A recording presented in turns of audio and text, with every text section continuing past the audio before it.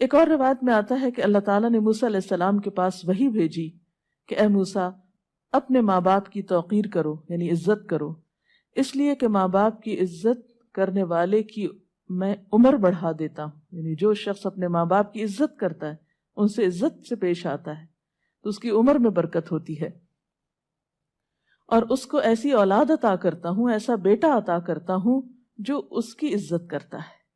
یعنی والدین کے ساتھ حسن سلوک ان نیکیوں میں سے ہے جس کی جزا انسان کو دنیا میں ہی مل جاتی ہے. اور فرمایا جو ماں باپ کو ستاتا ہے میں اس کی عمر کم کر دیتا ہوں اور اس کو پھر ایسی اولاد دیتا ہوں جو اس کو ستائے. پھر اسی طرح والدین کے ساتھ محبت سے پیش آنا چاہیے. ابن عباس کی روایت ہے، نبی صلی اللہ علیہ وسلم نے فرمایا جو نیک اولاد اپنے ماں باپ پر محبت بھری نظر ڈالتی ہے اللہ تعالیٰ اس کو اس نظر کے بدلے ایک حج مقبول کا ثواب عطا کرتے ہیں. آپ دیکھیے کہ حج کرنا کتنا مشقت والا کام ہے، لیکن جو شخص ماں باپ کو پیار سے دیکھتا ہے اس کے لیے اتنا بڑا اجر و ثواب لکھ لیا جاتا ہے.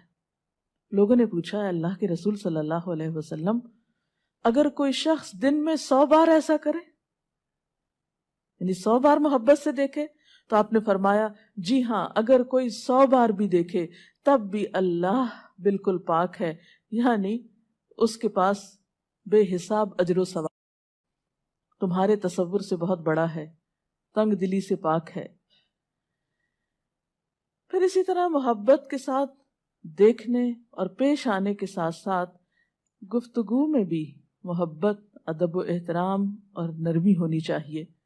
قرآن پاک میں خاص طور پر تلقین کی گئی فَلَا تَقُلْ لَهُمَا أُفٍّ وَلَا تَنْهَرْهُمَا، ماں باپ کو اف تک نہ کہو، یعنی اگر کوئی بات ان کی ناگوار گزرتی ہے، تمہیں ناپسند آتی ہے تو جواب میں اف نہ کہو، اور نہ ہی ان سے جھڑک کر بات کرو،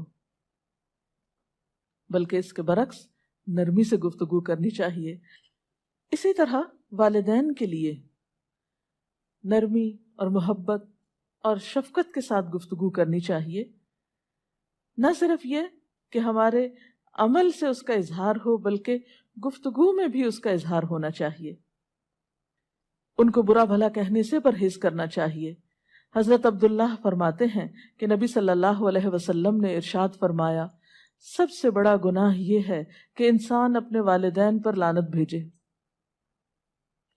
عرض کی گئی کہ یہ کیسے ہو سکتا ہے، یعنی کوئی شخص ایسا بد نصیب بھی ہے کہ جو ماں باپ کو برا بھلا کہے؟ تو آپ نے فرمایا کہ ایک شخص کسی کے ماں باپ کو گالی دیتا ہے تو گویا اس نے خود اپنے والدین کو دی. یعنی اگر آپ کسی کے والدین کو دیتے ہیں اور وہ پلٹ کے آپ کے والدین کے، تو آپ سبب بنے اپنے ماں باپ کو برا کہلوانے کے.